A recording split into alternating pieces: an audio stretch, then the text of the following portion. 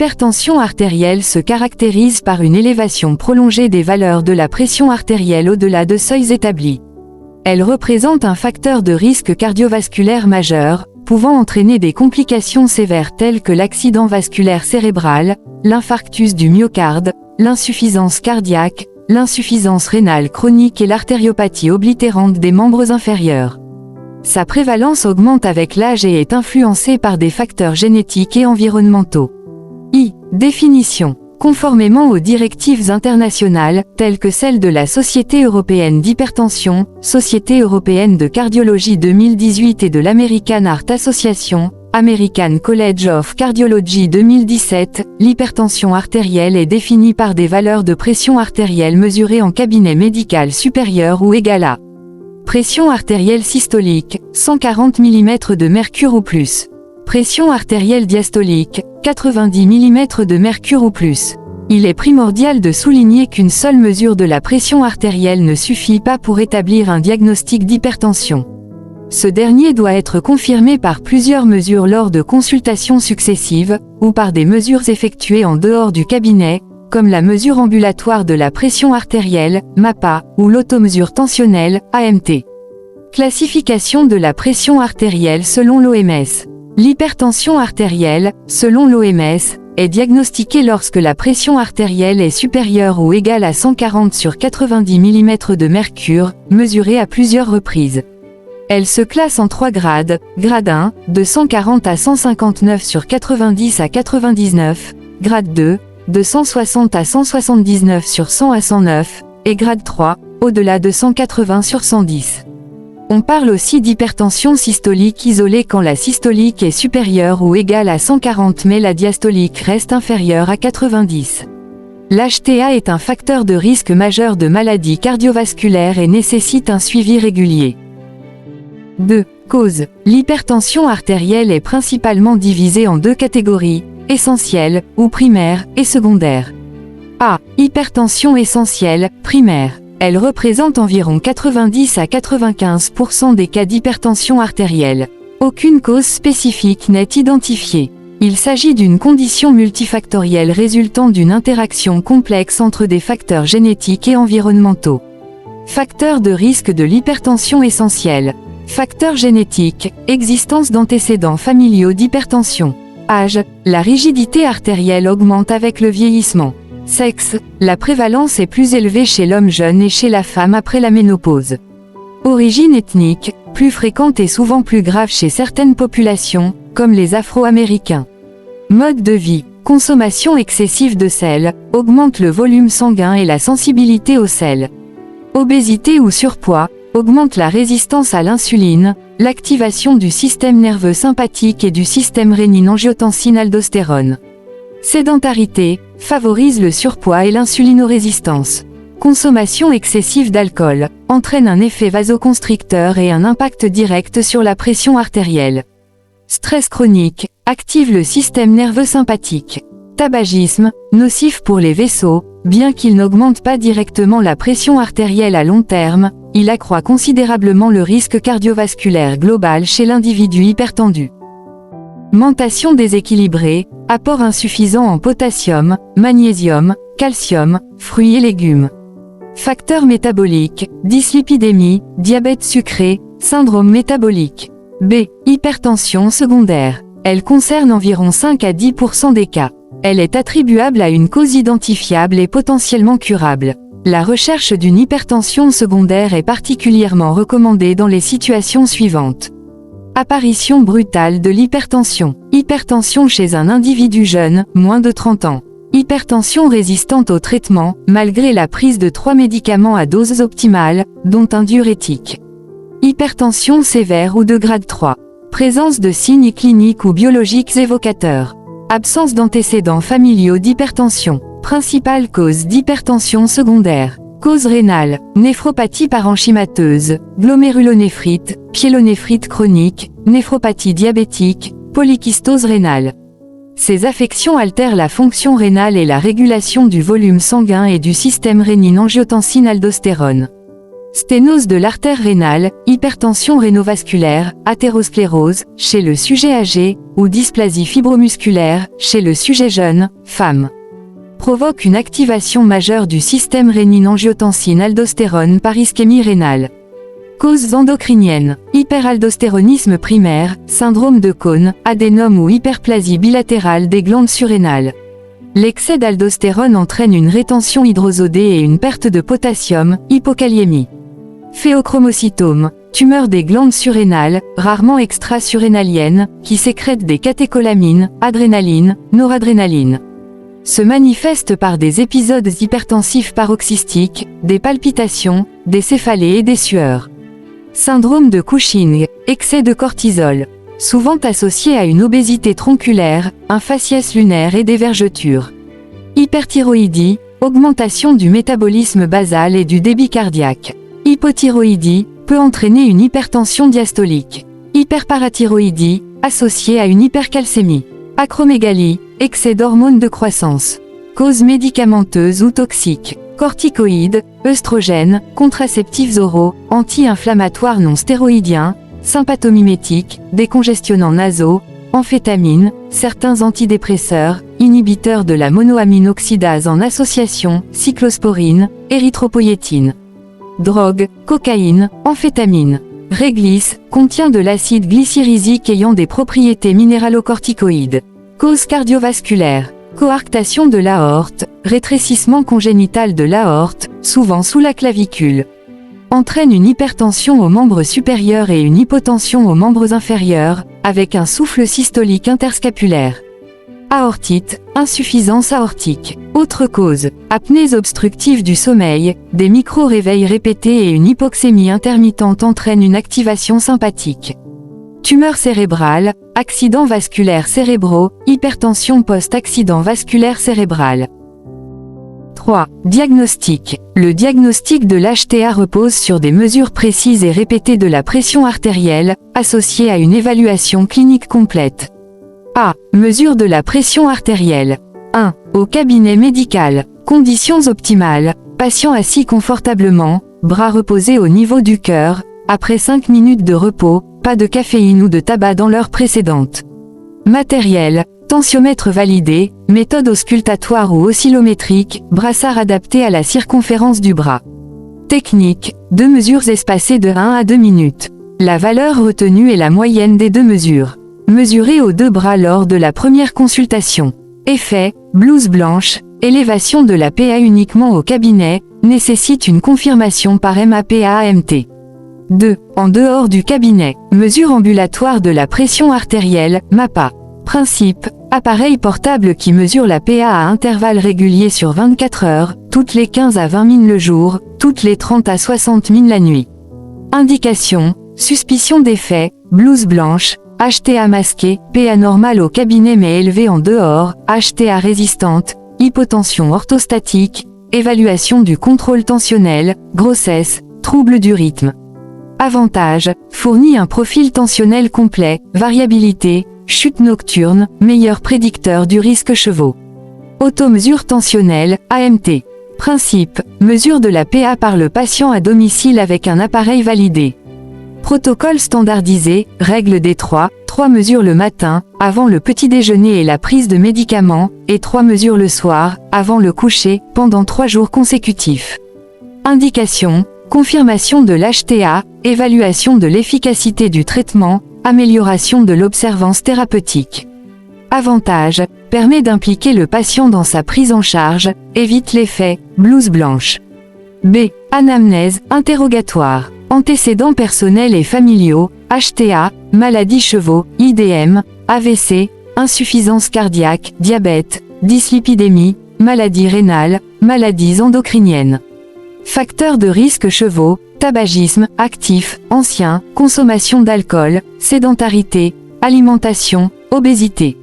Symptômes. L'HTA est souvent asymptomatique. Cependant, certains symptômes peuvent évoquer une HTA sévère ou des complications, céphalées occipitale matinale, vertige, acouphènes, épistaxis, asthénie, dyspnée d'effort, douleur thoracique, troubles visuels, claudication intermittente.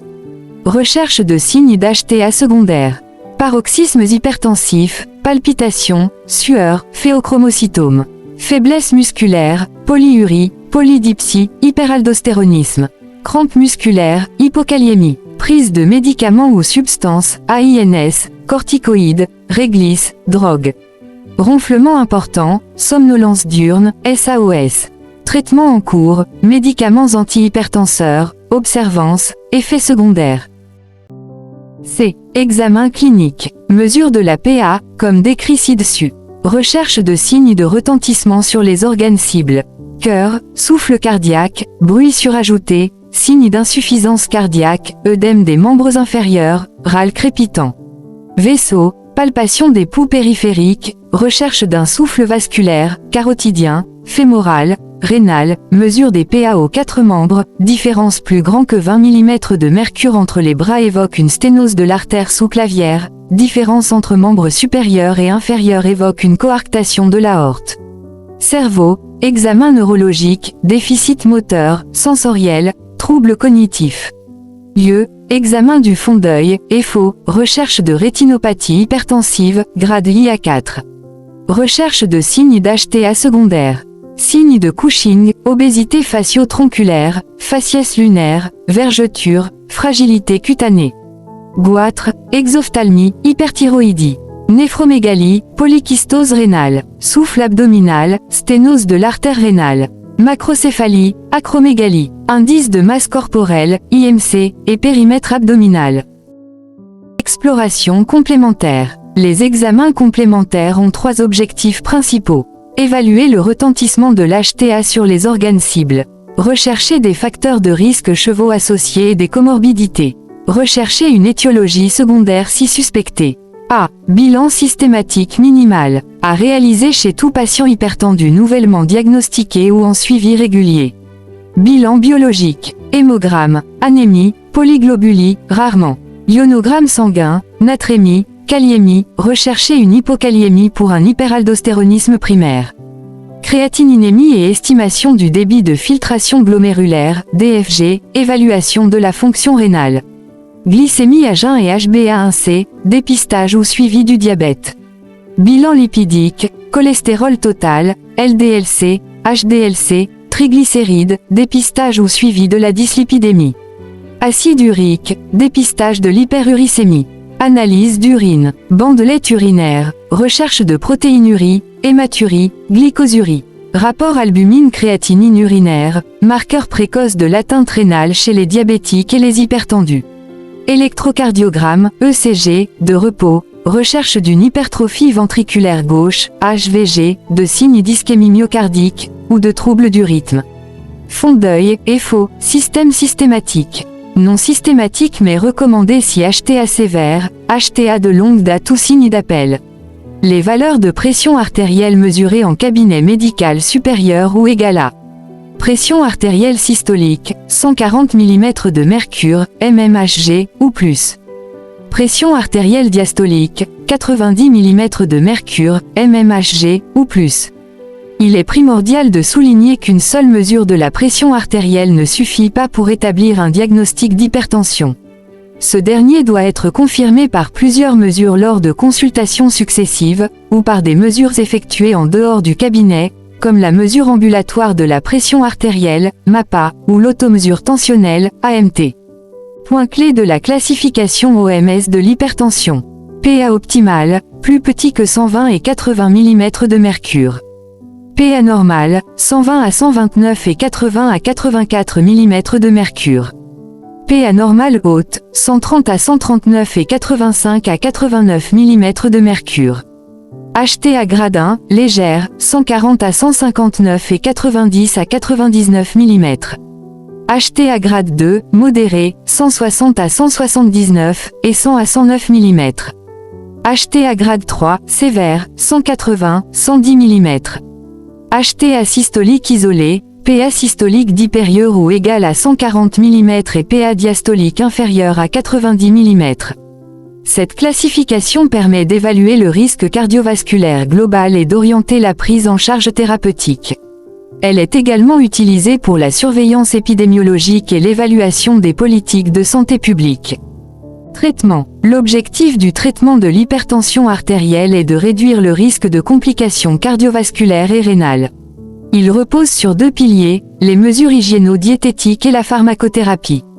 A. Mesures hygiéno-diététiques. Ces mesures constituent la première ligne de traitement pour tous les patients hypertendus. Elles sont souvent suffisantes pour les patients atteints d'hypertension de grade 1 et présentant un faible risque cardiovasculaire. Elles doivent être maintenues même après l'instauration d'un traitement médicamenteux.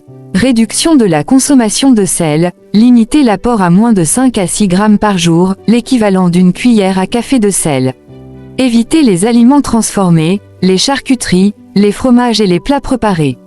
Perte de poids en cas de surpoids ou d'obésité, une perte de 5 à 10% du poids initial peut avoir un impact significatif sur la pression artérielle. Activité physique régulière, au moins 30 minutes d'activité modérée, marche rapide, vélo, la plupart des jours de la semaine, au minimum 150 minutes par semaine. Arrêt du tabac, bénéfice majeur sur le risque cardiovasculaire global. Modération de la consommation d'alcool, maximum 2 verres par jour pour les hommes, 1 verre par jour pour les femmes. Régime alimentaire équilibré, type DASH, Dietary Approaches to Stop Hypertension, riche en fruits, légumes, céréales complètes, produits laitiers faibles en matières grasses, faibles en graisses saturées et cholestérol. Gestion du stress, techniques de relaxation, yoga, méditation. B. Traitement pharmacologique. L'instauration d'un traitement médicamenteux dépend du grade de l'hypertension, du niveau de risque cardiovasculaire global du patient et de la présence de lésions d'organes cibles. Objectif tensionnel. Cible générale pour la plupart des patients, pression systolique entre 120 et 130 mm de mercure et pression diastolique entre 70 et 80 mm de mercure. Patient très âgé, plus de 80 ans, fragile, cible plus souple, pression systolique inférieure à 140-150 mm de mercure. Diabétique, insuffisant rénaux chronique, cible similaire aux cibles générales, avec une attention particulière à ne pas induire d'hypotension orthostatique. Classe de médicaments antihypertenseurs de première intention. Inhibiteur de l'enzyme de conversion, IEC. Mécanisme, bloque la conversion de l'angiotensine I en angiotensine 2, réduisant la vasoconstriction, la sécrétion d'aldostérone et la rétention hydrosodée. Exemple, ramipril, perindopril, enalapril, lisinopril. Indication, hypertension essentielle, insuffisance cardiaque, post-infarctus du myocarde, néphropathie diabétique. Effets secondaires, toux sèche, angioœdème, rare mais grave, hyperkaliémie, insuffisance rénale fonctionnelle, en cas de sténose bilatérale des artères rénales. Contre-indication, grossesse, antécédent d'angioœdème, sténose bilatérale de l'artère rénale. Antagoniste des récepteurs de l'angiotensine 2, ARA2, Sartan. Mécanisme, bloque directement les récepteurs de l'angiotensine 2. Effet similaire aux inhibiteurs de l'enzyme de conversion mais sans l'effet secondaire de tout. Exemple, valsartan, candesartan, irbesartan, losartan. Indication, alternative aux inhibiteurs de l'enzyme de conversion en cas de toux sèche, mêmes indications. Effet secondaire, hyperkaliémie, insuffisance rénale. Contre-indication, grossesse, sténose bilatérale de l'artère rénale. Inhibiteur calcique. Mécanisme, bloque l'entrée du calcium dans les cellules musculaires lisses vasculaires et, ou cardiaques, entraînant une vasodilatation et une diminution de la fréquence cardiaque, pour les bradycardisants. Dihydropyridine, vasodilatateur, amlodipine, lercanidipine, nifedipine. Non-dihydropyridine, bradycardisant, verapamil, diltiazem. Indication, hypertension essentielle, angor, syndrome de Raynaud. Effets secondaires, œdème des membres inférieurs, dihydropyridine, céphalée, bouffée de chaleur, constipation, verapamil, bradycardie, bloc auriculo-ventriculaire, non-dihydropyridine. Contre-indication, insuffisance cardiaque avec fraction d'éjection ventriculaire gauche altérée, pour non-dihydropyridine, bradycardie sévère. Diurétique thiazidique, ou apparenté. Mécanisme, augmente l'excrétion urinaire de sodium et d'eau, réduisant le volume sanguin et la résistance vasculaire périphérique. Exemple, hydrochlorothiazide, indapamide, chlorthalidone. Indication, hypertension essentielle, insuffisance cardiaque. Effets secondaires, hypokaliémie, hyponatrémie, hyperuricémie, hyperglycémie, troubles lipidiques, à forte dose. Contre-indication, hypokaliémie réfractaire, insuffisance rénale sévère, débit de filtration glomérulaire inférieur à 30 ml par minute. Préférez les diurétiques de Lance. Stratégie thérapeutique, approche simplifiée selon l'ESHESC 2018. Étape 1, majorité des patients. Bithérapie d'emblée, inhibiteur de l'enzyme de conversion ou antagoniste des récepteurs de l'angiotensine 2+, inhibiteur calcique ou diurétique thiazidique. Exception, patients très âgés ou fragiles, monothérapie d'emblée possible, patients avec hypertension de grade 1 et faible risque cardiovasculaire, mesures hygiéno-diététiques seules initialement. Étape 2, trithérapie, inhibiteur de l'enzyme de conversion ou antagoniste des récepteurs de l'angiotensine 2+, inhibiteur calcique plus diurétique thiazidique. Étape 3, hypertension résistante. Ajout d'un 4e médicament, spironolactone, diurétique épargneur de potassium et antagoniste de l'aldostérone, ou un autre diurétique, bêta-bloquant, ou alpha-bloquant. Avant de déclarer une hypertension résistante, s'assurer de l'observance, éliminer l'effet, blouse blanche, par MAPAAMT, rechercher une hypertension secondaire. Autre classe de médicaments, moins utilisés en première intention. Bêta-bloquant, carvedilol, bisoprolol, métoprolol. Utilisé si indication spécifique, angor, post-infarctus du myocarde, insuffisance cardiaque, tachycardie, anxiété, grossesse. Alpha-bloquant, prazosine, doxazosine. Si hypertrophie bénigne de la prostate associée, ou en 4e ligne. Agonistes centraux, clonidine, méthyldopa, en cas de grossesse. Vasodilatateur direct, hydralazine, minoxidil, rarement utilisé, pour hypertension sévère ou résistante. Considération spéciale, grossesse, méthyldopa, labétalol, nifedipine sont les options privilégiées. Les inhibiteurs de l'enzyme de conversion, les antagonistes des récepteurs de l'angiotensine 2 et les diurétiques sont contre-indiqués. Insuffisance rénale chronique, adaptez les doses. Les inhibiteurs de l'enzyme de conversion et les antagonistes des récepteurs de l'angiotensine 2 sont néphroprotecteurs mais nécessitent une surveillance du potassium sanguin et de la créatininémie. Diabète, les inhibiteurs de l'enzyme de conversion et les antagonistes des récepteurs de l'angiotensine 2 sont à privilégier. Hypertension du sujet âgé, commencez à faible dose, augmentez progressivement. Cible tensionnelle plus souple. Attention à l'hypotension orthostatique. C. Suivi du patient hypertendu. Consultation régulière, initialement tous les 1 à 3 mois après l'instauration du traitement, puis tous les 3 à 6 mois une fois l'objectif atteint. Mesure de la pression artérielle à chaque consultation. Surveillance des effets secondaires des médicaments. Bilan biologique annuel, au minimum, créatinine, ionogramme, glycémie, bilan lipidique. Évaluation régulière des facteurs de risque cardiovasculaire et des comorbidités. Renforcement des mesures hygiéno-diététiques. Éducation thérapeutique du patient, impliquer le patient dans sa prise en charge, expliquer l'importance de l'observance et des mesures hygiéno-diététiques. Conclusion. L'hypertension artérielle est une maladie chronique qui exige une prise en charge globale et individualisée.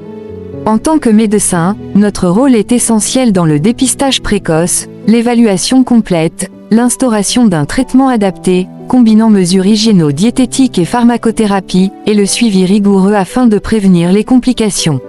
Une communication efficace avec le patient et une éducation thérapeutique solide sont les clés d'une gestion réussie de l'hypertension. La recherche continue dans ce domaine permettra d'affiner davantage nos stratégies thérapeutiques pour améliorer la qualité de vie et la longévité de nos patients.